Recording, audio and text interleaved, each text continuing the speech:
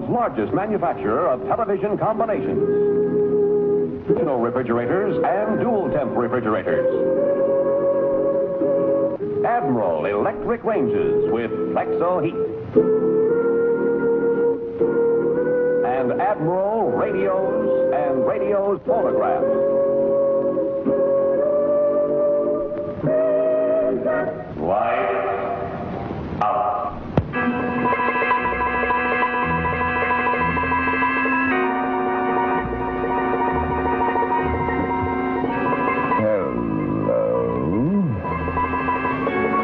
Tonight, you shall enter a realm of the supernatural, seldom visited by mere mortals. Yes, tonight, with your very own eyes, you will witness the power of infinite wisdom. Now, so we'll not interrupt our story for a commercial. Witness the wisdom of smart buying. Ready to restrain yourself from the clutches of fear as we begin tonight's strange story entitled, Just What Happened. Lights out.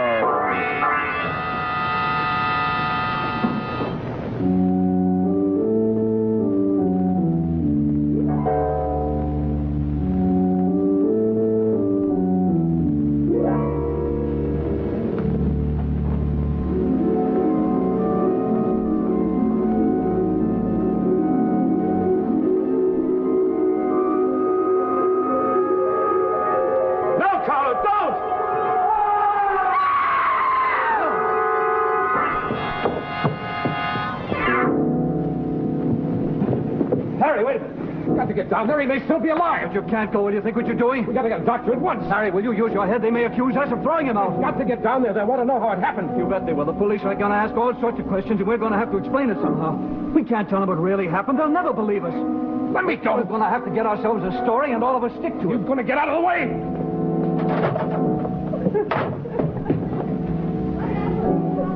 I just heard a thud. Vera, listen. Vera! Stop that crime. We've got to get ourselves a story quickly before they get here. They'll never believe it. They'll never believe he fell out. He didn't. What's the matter? What happened? Oh, did you see it happen? No, I just heard a thud and there he was. Oh, well, what we do to he fall out? Hey, he was up there. What's that? Oh, yeah, He was up there. He went up with some other people. They're up there now, I guess. I don't know who they are. Mr. Maddox, yeah. He goes up there all the time to see Mr. Melius. What happened? Well, Go on, what happened?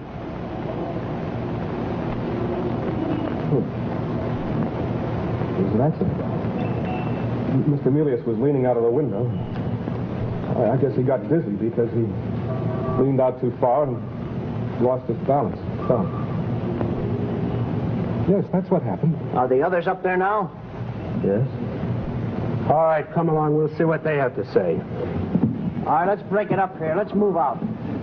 All right, move on, everybody. Come on. Poor Mr. Melius. Move away.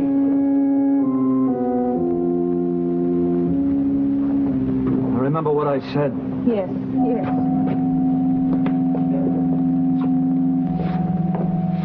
It was an accident, wasn't it? You shut up. I'll listen to what they have to say. All right, what happened? Well, it happened this way. We were having a little party. There were 5 of us. 5? Yes. Mr. Maddox brought a girl. I think her name was Lydia Gay. Mr. Melius, who lived here, didn't like Miss Gay, and Maddox started to quarrel with him. Then Miss Gay went home feeling insulted, and Maddox became angry and abusive. Then they started fighting over there by the window, and he fell. Or was he pushed? That's a lie. That's not what happened at all. You agree with this fellow? Yes, it happened just the way he said. Vera. That's 2 against 1. Oh, but it isn't true. It isn't true at all. You did bring a girl here. Yes.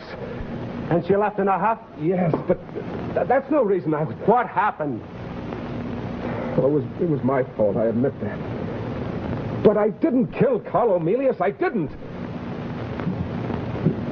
All right, I'll be taking all of you down to the station. Come on. It's our story, and we're going to stick to it. Now, don't forget that. Come on, you two.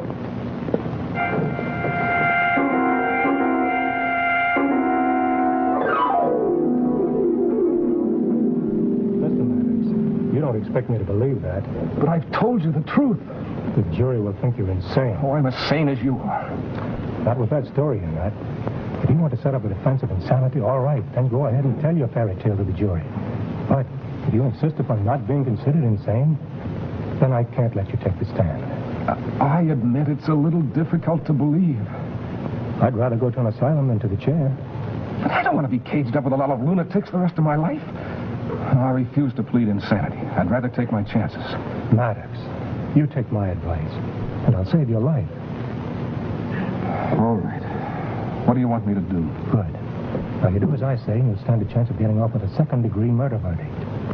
I want you to confess to having thrown Carl Emilius out of the window, but without premeditation. No, I won't confess to anything like that. I refuse to lie about what happened, even to save my own life. Okay. If you won't help me, then I can't take your case. Call me if you change your mind.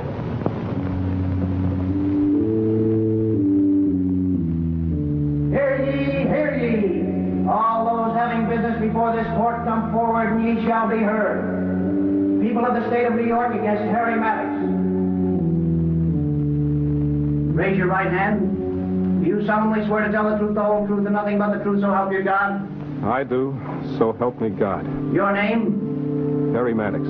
Be seated.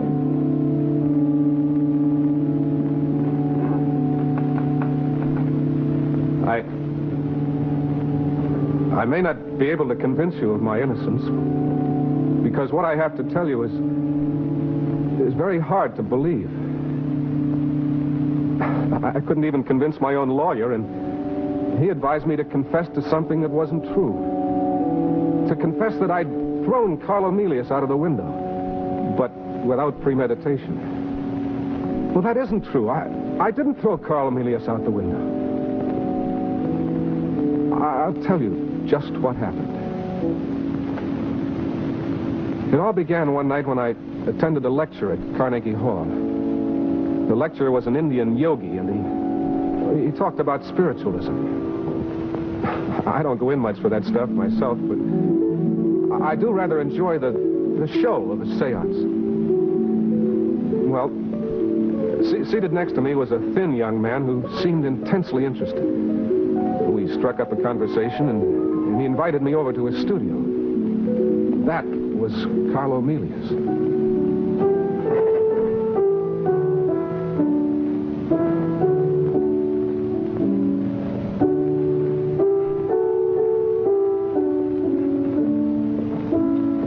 I just can't figure it out. Oh? What can't you figure out? How that medium up there on that stage could read those messages with his eyes taped up and bandaged like that. Oh, that. Some kind of a trick? A trick that has a natural explanation? No, Harry. It looked to me like genuine clairvoyance. Carlo, I can't bring myself to believe in that stuff. I'm strictly from Missouri, I have to be sure. You recall what Hamlet said? There are more things in heaven and earth, Horatio, than are dreamt of in your philosophy. Ah. Well, I'd go so far as to say that there are things in life that are difficult to explain or understand. But that's only because our minds aren't ready for the explanation. Tell me, have you ever dreamed of flying in the air? Well, sure, everybody does, one time or another. I do all the time. Some people say it's a prehistoric memory of when we were apes and jumped from tree to tree, but there's a lot more to it than that. It's a marvelous sensation. Perfectly marvelous. Why, you know, I can float along through streets, over hills, valleys, and rivers, floating anywhere I want to go, simply by directing my will. Carlo, you know what Freud's theory is. No, he's as far off as those 25-cent dream books that people read. Why, to me, these flying dreams are as real as anything in my waking life. But still only a dream. Yes, but even in a dream, you have to learn how to do it. It takes a special technique. You learn one step at a time. Carlo, I'm afraid anything is possible in a dream. I began by taking enormous jumps, perhaps 100 feet. And then when I land, I spring off again, exactly like a bouncing ball. It's a question of timing your mental impulses. I finally got the hang of it. It's just like swimming. You almost make it sound real. I finally learned how to take off even while lying flat on my back. Of course, Harry, it takes a tremendous amount of concentration and willpower. But you know, if you try hard enough, you can rise slowly in the air. In your dreams, you... Yes, in my dreams. But the sensation is so vivid, so powerful, that after I wake up, I actually try to do it. In fact, I try to do it every morning in bed. It seems impossible that I shouldn't be able to do it the way I do in my dreams. I know exactly how it's done. I think you would have demonstrated for me right then if the doorbell hadn't rung. I remember we were both kind of annoyed at the interruption. It was like being wakened too early in the morning. Well, it was Hunter and his friend Vera. We were all introduced, and it seems they knew all about Carlo's interest in levitation, and Hunter encouraged him to talk about it. I had no idea the thing was so well known. Oh, yes, everybody believed it in the Middle Ages. Why, there's some historic cases of men flying in the air while praying. Flying in the air? Yes, they would hang there suspended, still praying. Why, Cardinal Newman in his Apologia professed to the reality of levitation. Wasn't there a medium in England back in the 1860s? I think Elizabeth Barrett Browning believed in him. What was his name? Holmes. Yeah, that was it. At his seances, he used to float right out of the window and then float back in again. I don't believe that ever really happened. Oh, it did, Harry, it did. Sir William Crooks was present at several of Holmes' seances and testified to the truth of the phenomena. Yeah, but wasn't he exposed later? I know some crooked mediums who've done levitation by means of trickery. Magicians do it all the time. That doesn't prove that it isn't possible to overcome the force of gravity by some unknown power or some sheer effort of the will. He walked on the water, didn't he? And the Apostle Peter did too. And he sank only because he didn't have enough faith. You've got to have enough faith or you never can do it. Miracles? Miracles are merely the phenomena of scientific laws we don't yet understand. The Swami Vivekananda says it's possible even nowadays.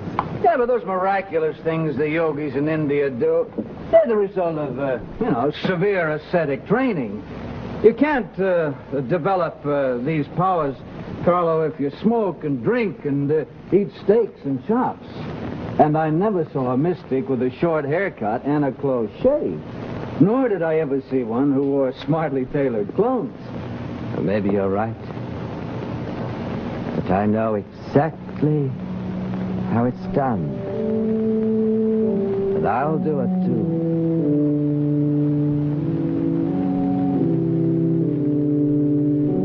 I forgot all about the matter when I left New York and went up to Maine for a couple of months during the summer. When I got back, I called up Carlo, and he seemed very eager to see me. As a matter of fact, he invited me over that same day. So I went. Now, what I'm going to tell you now, I hardly expect anyone to credit. Up till now, you may have thought merely that Carlo was a little cracked. From this point on, you may think that I am, too. But I'm not.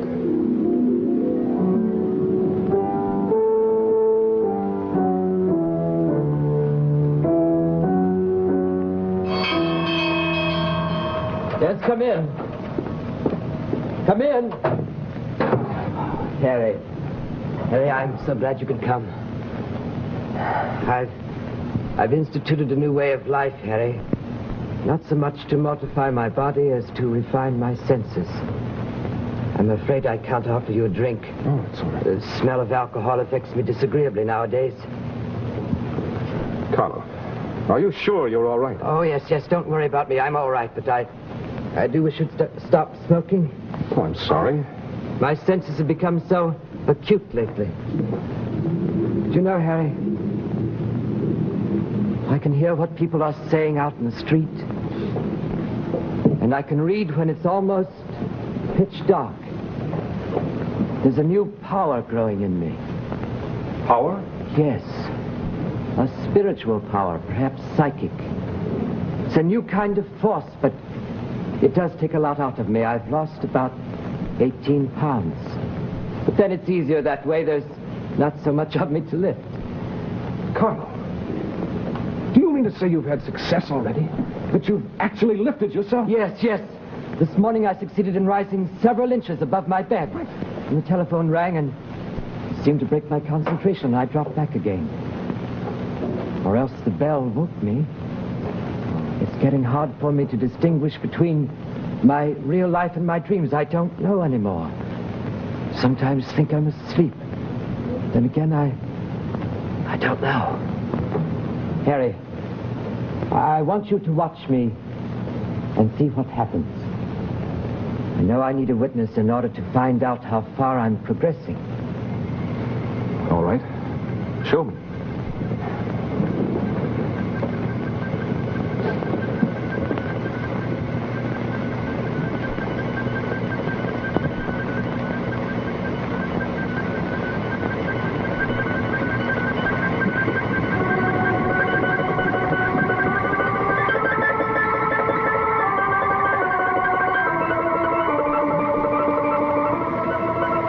Speak, Harry.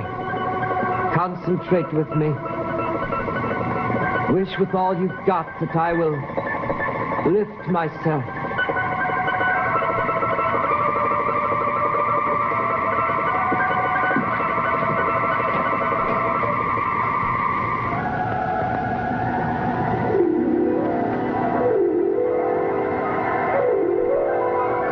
I'm growing weaker, Harry. I'm coming down. Relax a little. Relax a little.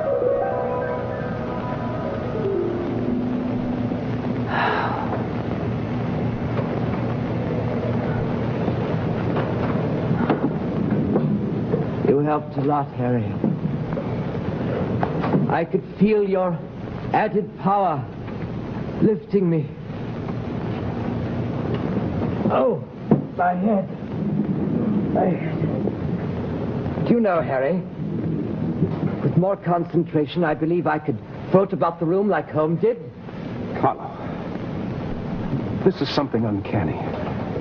But you mustn't do it again. Something will happen to you. No, I'm going to try, and I'll keep on trying. Yes, we must ask Vera and Hunter to work with us. I wonder if a woman present would help. Vera's psychic, you know. She can read your thoughts. I've seen her do extraordinary things. In the 17th century, she would have been burned as a witch. Yes, I know what you mean. The eyes. She has what the gypsies call the light behind the eyes. And she's interested in this work, Harry. She strengthens my faith. Carl, if you feel that way about it, I wonder if you'd mind if I brought someone I met this summer. All right. All right, Harry. There will be 5 of us then. 5 of us concentrating together will form a sort of psychic battery. And that's where I made my fatal mistake. I didn't tell Lydia exactly what the party was going to be like. If I had, then she could have testified earlier that I had told her we were going to experiment with levitation.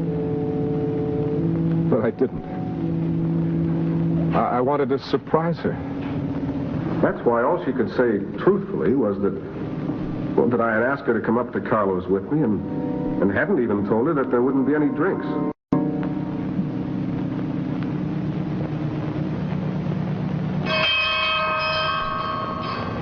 Come in. Come in. Lydia, I want you to meet my friend Carlo Milius. Lydia Gay? How do you do? I'm so glad you came.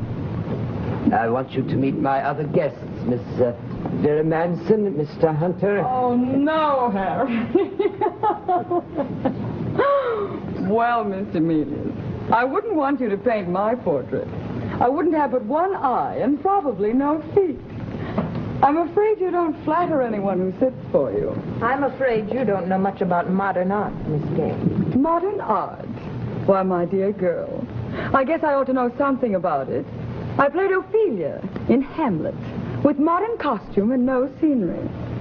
In fact, in this very gown. Do you really call that dress modern? Well, it's as modern as that thing on the wall there. Some of us aren't capable of appreciating the subtleties of life. Do you call that outfit you're wearing subtle? Where'd you pick it up, in a rummage sale? You had any breeding or sensitivity at all? I'm afraid Miss Gay has brought in antagonistic vibrations. I think we'd better call the whole thing off. I had no idea. I'm terribly sorry. Harry, I'm afraid you've given me a bum steer. Lydia, please. I'd like to leave, Harry. All right, I'll go with you. I'll take you home or wherever else you want to go. Oh, no, you needn't bother. I have a late date. Besides, why don't you stay and play with Cat Eyes over there?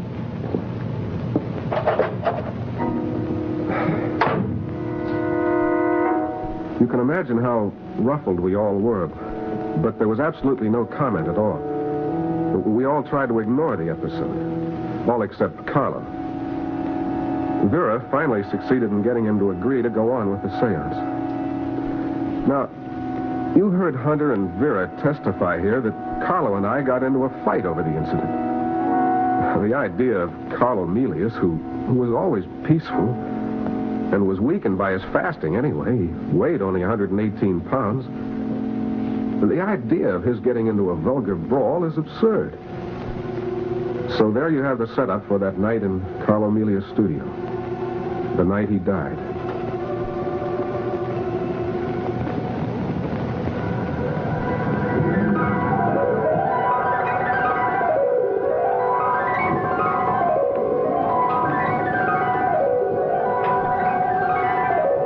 Concentrate now. Concentrate.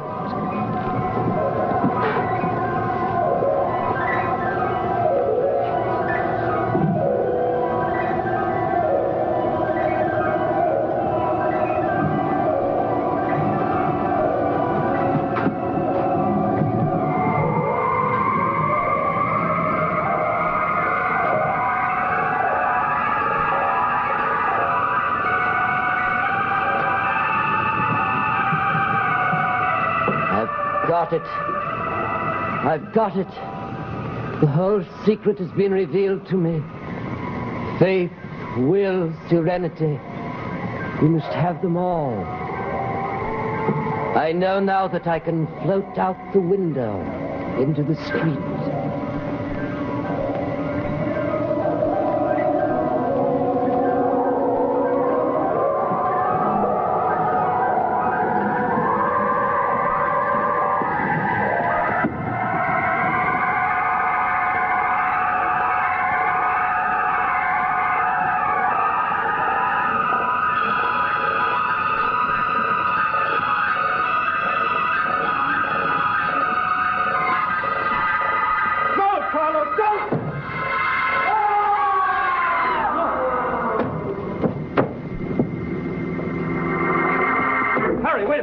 Got to get down there. He may still be alive. But you can't go. Will you think what you're doing? We have to get a doctor at once. Will you use your head? They may accuse us of throwing him out. We've got to get down there. They want to know how it happened. You bet they want to know. The police will ask all sorts of questions, and we've got to explain it somehow. We can't tell them what really happened. They'd never believe us. Let me go. We've got to get ourselves a story right now, and all of us stick to it. Get out of the way.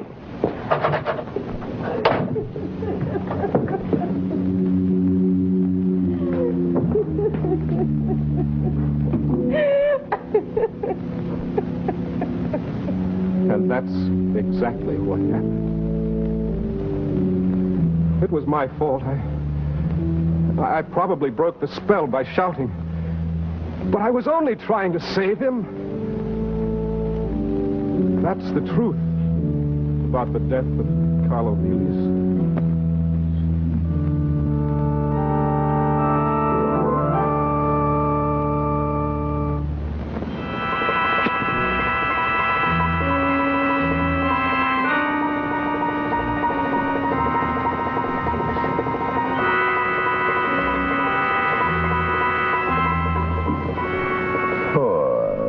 Mr. Maddox. no one will believe him. No one except those of us who, with our very own eyes, saw just what happened. And now, before we tell you of next week's star and next week's Lights Out thriller, here's a very important suggestion for you and your family. Friends, your Admiral dealer would like to remind you that the 1950 Red Feather campaign is underway. Now, maybe you don't realize that Red Feather and Community Chest mean such things as this for your hometown. The Boy Scouts and Boys Clubs and Girls Scouts and the Traveler's Aid and dozens of other vital community services. So give, and give a lot in this year of 1950. Give enough for all Red Feather services. The needs this year are greater than ever before.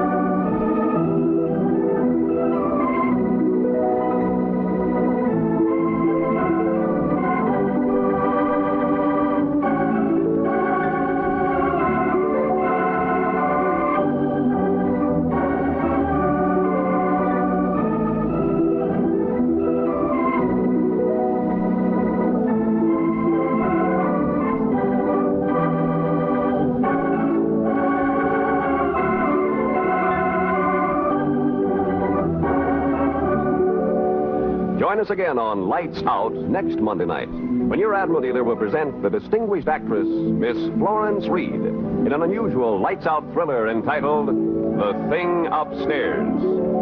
Meanwhile, be sure to see Admiral's fast-moving variety show, Stop the Music, over another television network. Consult your newspaper for time and station.